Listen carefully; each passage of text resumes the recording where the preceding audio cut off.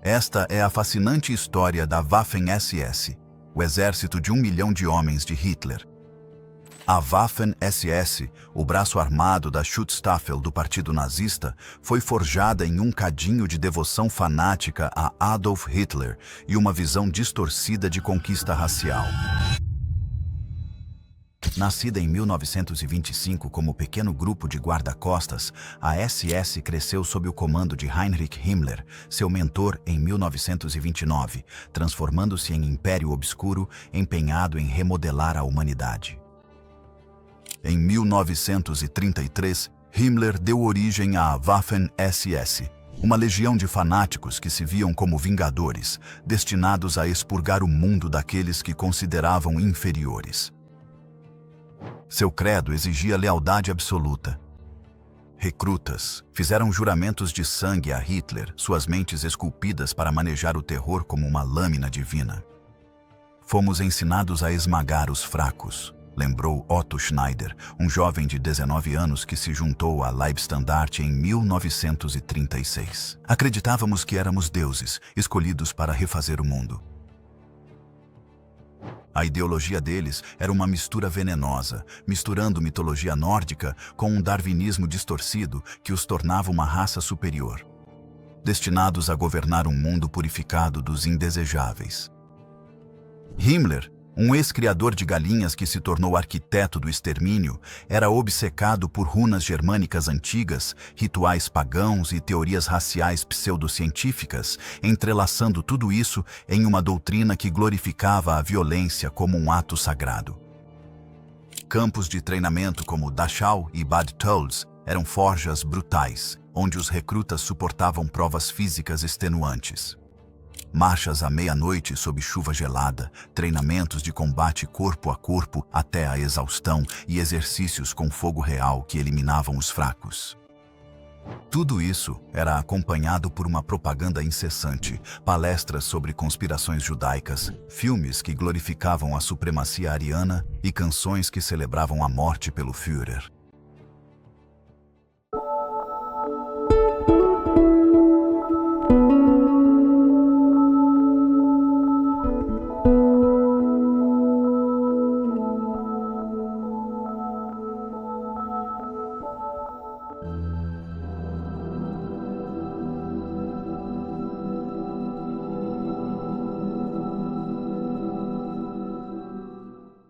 Tudo bem, meus amigos, meus irmãos, que a paz de Jesus Cristo esteja conosco. Que as bênçãos do nosso Pai, do nosso Criador, que elas possam nos beneficiar a todos. Eu estou aqui mais uma vez junto com vocês e eu quero compartilhar com vocês, como sempre faço, algumas ideias. Aquilo que eu entendi que é útil para mim, eu sinto necessidade de compartilhar com vocês.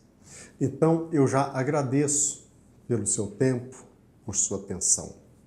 O nosso objetivo aqui é compartilhar com vocês as lições do Evangelho. É compartilhar com vocês a mensagem de Jesus Cristo que tem me sido bastante útil. Sabe, meus irmãos, nós percebemos que muitos se distanciam das instituições religiosas.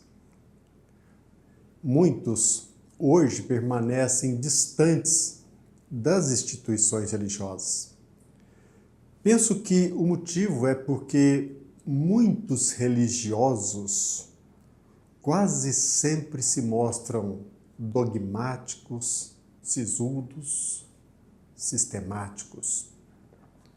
E não só, pior, e não raro, nós conduzimos os nossos passos, na maioria das vezes, em dissonância com aquilo que nós pregamos, com as teses que nós compartilhamos. Mas, ainda assim, eu penso que não é só.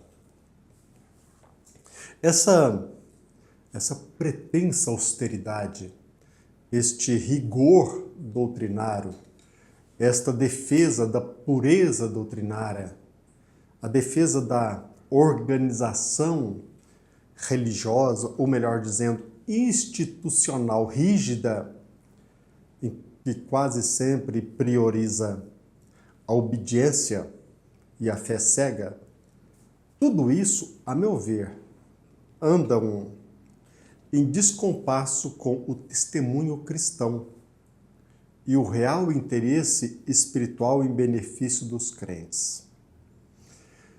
Geralmente, flagramos naqueles que levam a mensagem, e aqui, meus irmãos, eu não estou me isentando, obviamente. Aqui na Terra, todos nós estamos em aprendizado.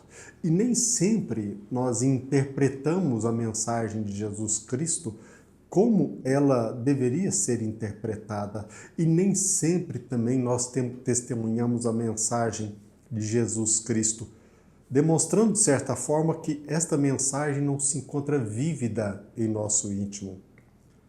Mas o que eu estou querendo dizer é que, geralmente, nós flagramos em nós mesmos e naqueles que levam a mensagem de Jesus, não só, às vezes, hipocrisia, incentivo à rigidez, fomento da inflexibilidade e da intolerância. Então, em pleno século XXI, estas posturas, elas são, para alguns, intragáveis. Por conta deste estado de coisas, a maioria dos religiosos, sejam eles católicos, evangélicos, espíritas e outros crentes de outras denominações religiosas, repito, quase sempre se mostram sisudos, taciturnos, tristes, e não podemos esquecer que muitos se mostram melancólicos.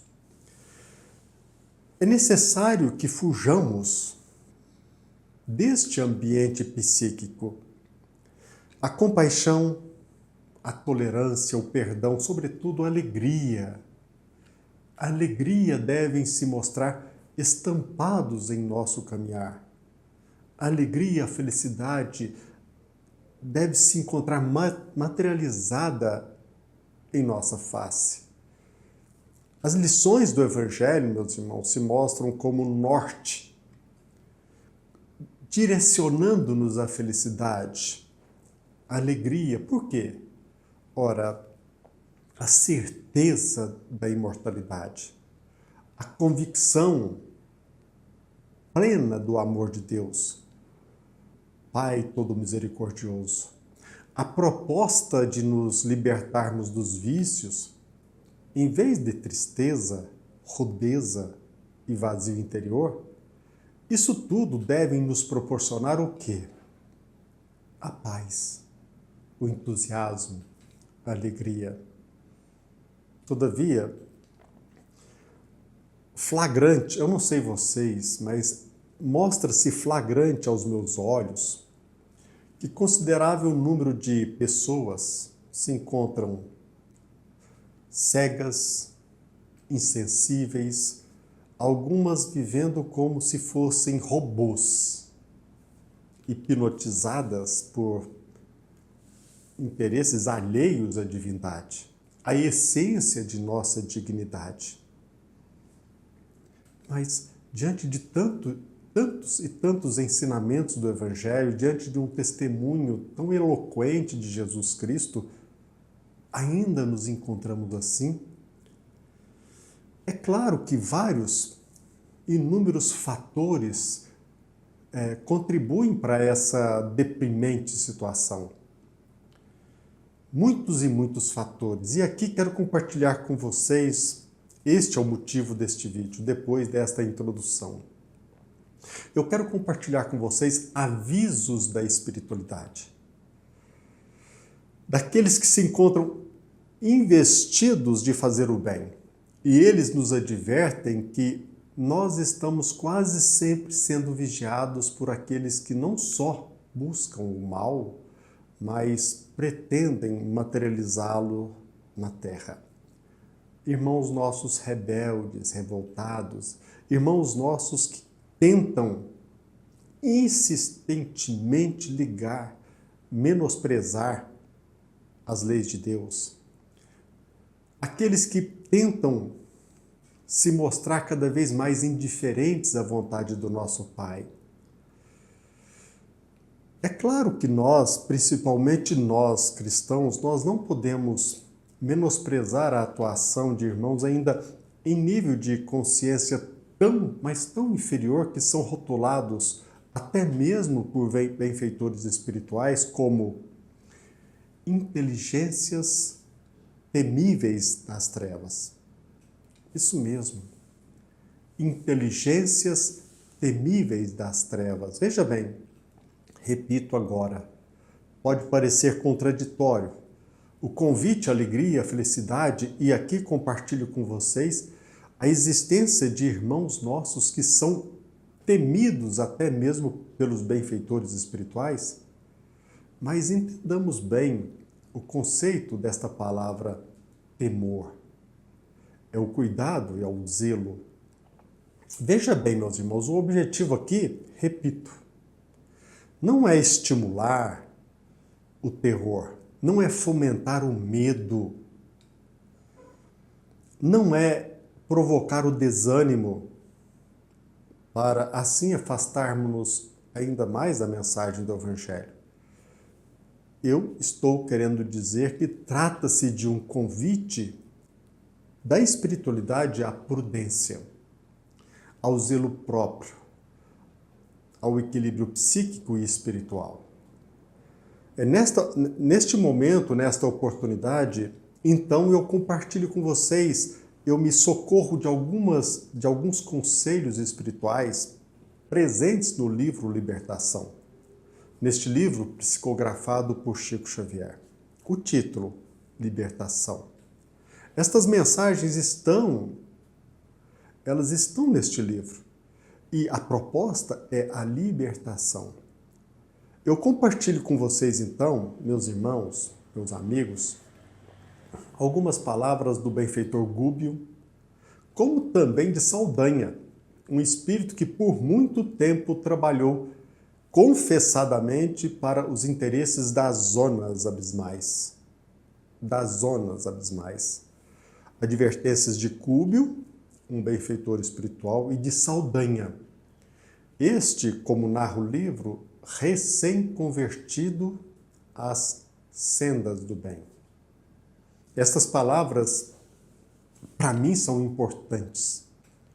Essas palavras são tão importantes, por quê? Porque elas nos advertem de forma incisiva sobre a necessidade do zelo e cuidado próprio, que todos nós carecemos para que consigamos nos livrarmos destas armadilhas, destes perigos do dia a dia no campo da obsessão.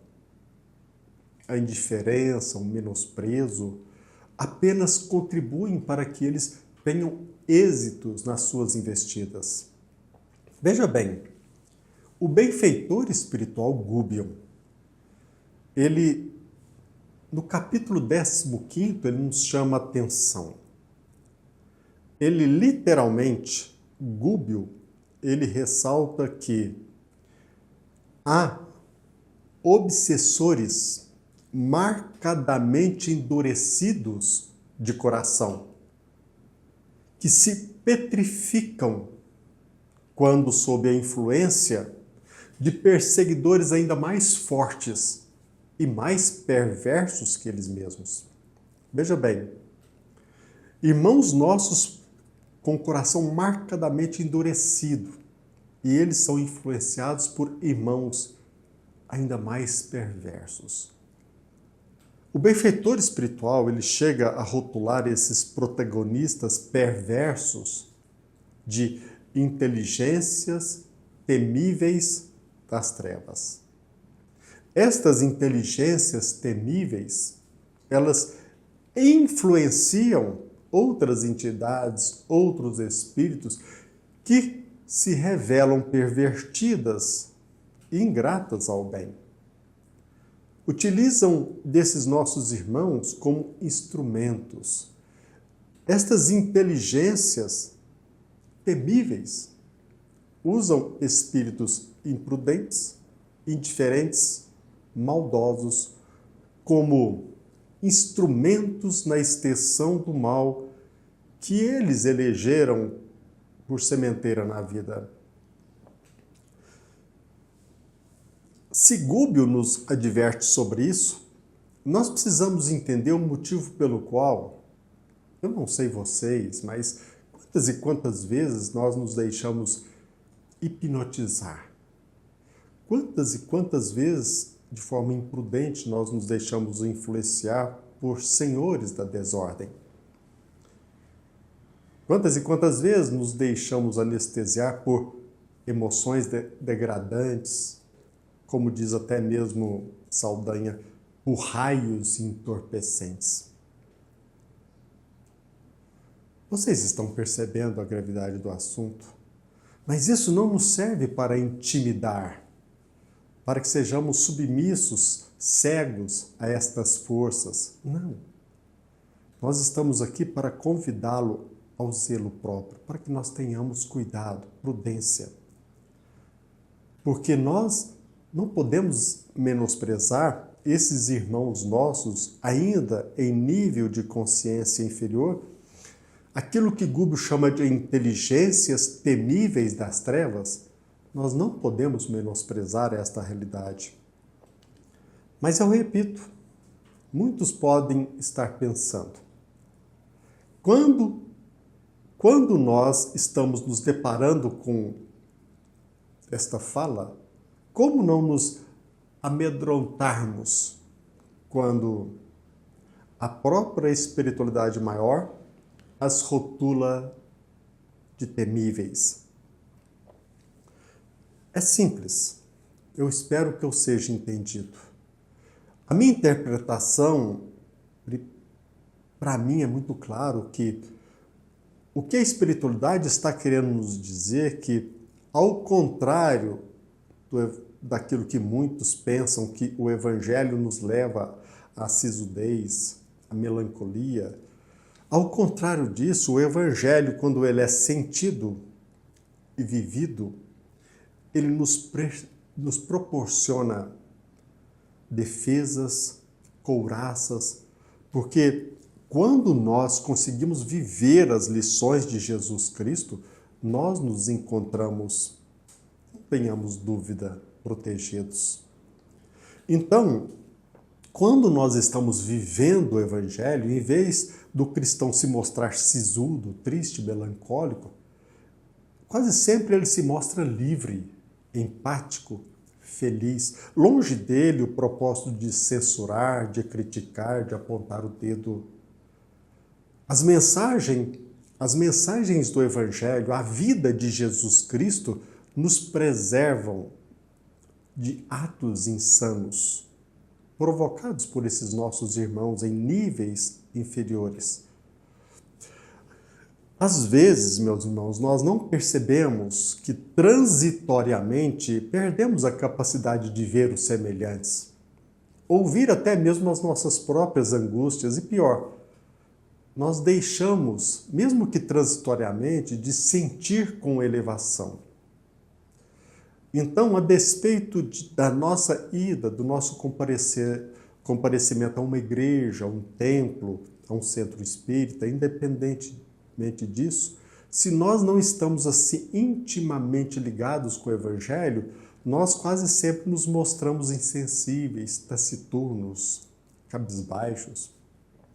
Ora, para mim é flagrante o fato da espiritualidade maior nos advertir sobre os perigos das influências maléficas, ajudando-nos a não perdermos nossas faculdades de ouvir, falar e sentir, alertando-nos que somos sim vigiados quase que frequentemente. Tudo isso, ao contrário do que muitos pensam, tudo isso é motivo de agradecimento e não de pesar, jamais de temor.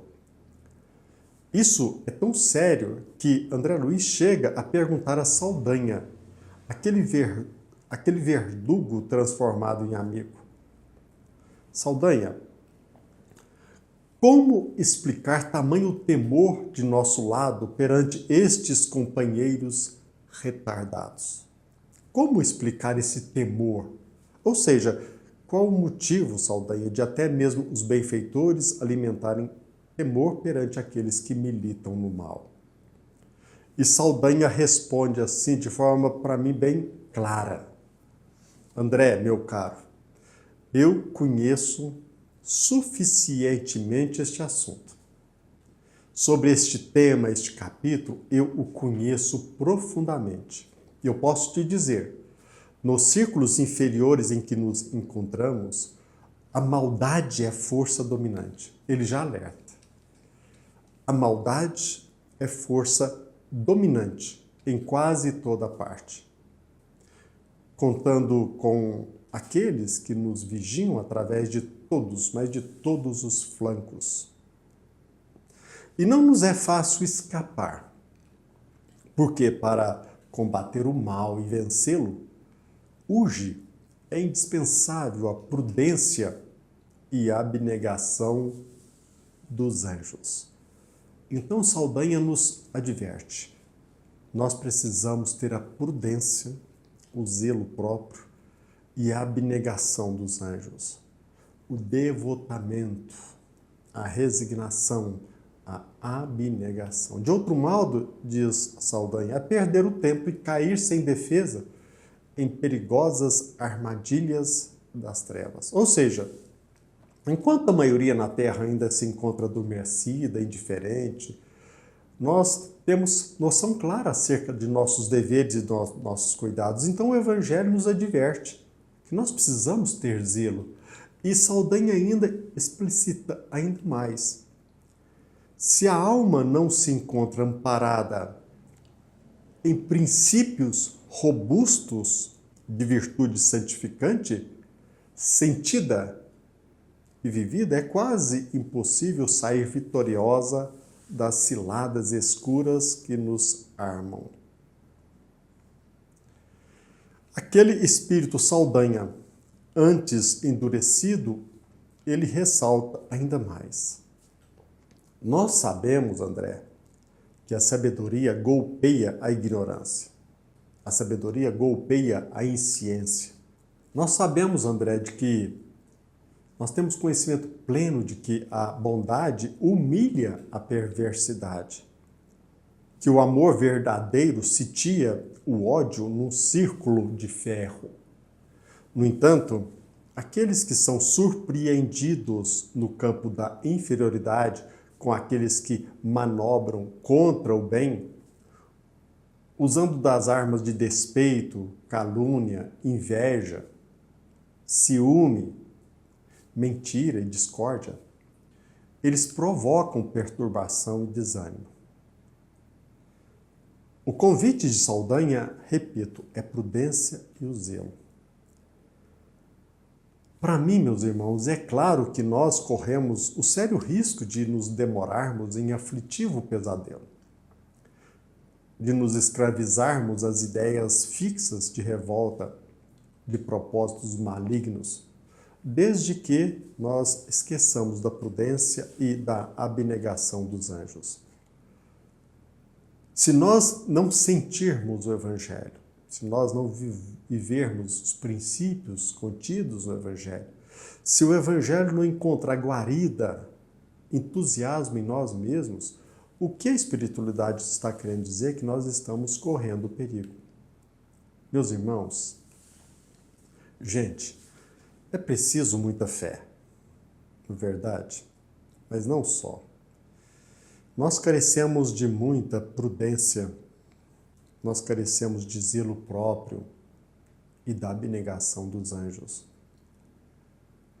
E também nós não podemos deixar de citar, de mencionar, o convite da espiritualidade ao autoconhecimento, para que nós possamos conhecer, que nós possamos iluminar a sombra que quase sempre passa despercebida em nós. O autoconhecimento.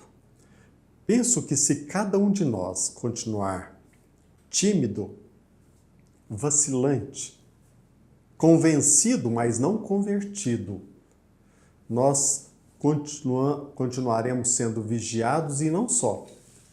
Continuaremos submetidos a sérios e sérios perigos. É preciso muito zelo, Faz-se necessário, faz-se mistério a oração, a vigilância, a fim de não sucumbirmos às armadilhas que o despeito, a calúnia, a inveja, a mentira, a discórdia, o ódio planificam contra o bem. O Evangelho é motivo de alegria. O Evangelho é motivo de felicidade. O Evangelho nos presenteia com ideias, com convicções sobre a imortalidade da alma, sobre o Pai misericordioso. Nós estamos vivendo num planeta belíssimo, rodeados de belezas e belezas. Todavia, se nós continuarmos indiferentes, menosprezando a oportunidade da nossa existência, muito embora vivendo num ambiente propício, nós continuaremos hipnotizados pela tristeza, pela dúvida, hipnotizados pela revolta, pela indignação incessante. E é claro que, por óbvio, advém a doença, efeito do nosso estado de espírito ainda desequilibrado. O Evangelho ilumina o nosso caminho, mas não se trata apenas de um código de normas que deve ser seguido cegamente, sem emoção, sem vivência íntima. Nós, quando falamos de Deus, não se trata do nosso Pai que está nos vigiando, procurando nos punir. Não, Deus é nosso Pai, todo misericordioso. E Ele não fará por nós, eu sempre digo isso, aquilo que nós podemos fazer. O zelo, a prudência, o cuidado, o caminhar com segurança são decisões e postura nossa. É isso que eu quero compartilhar com vocês. E eu agradeço sempre, por exemplo, a André Luiz, a Gúbio e até mesmo a Saldanha, que no livro narra que até então ele se encontrava preso às artimanhas das zonas abismais. Todavia, quando Gúbio comprovou para ele de que o bem vence o mal, ele adquiriu forças para reagir, para recobrar a sua consciência, para deixar de ser hipnotizado, guiado e assumir as rédeas da sua própria existência. Que façamos o mesmo, quase sempre, vigilantes, entusiasmados, alegres de que o Evangelho é o maior presente que nós recebemos de Jesus Cristo. Que a paz de Jesus esteja conosco, que as bênçãos do nosso Pai, elas possam continuar nos beneficiando a todos. E acredite, meu irmão, na sua força, na proteção da espiritualidade. E aceitemos o convite de fazer o bem. Até breve. Um abraço.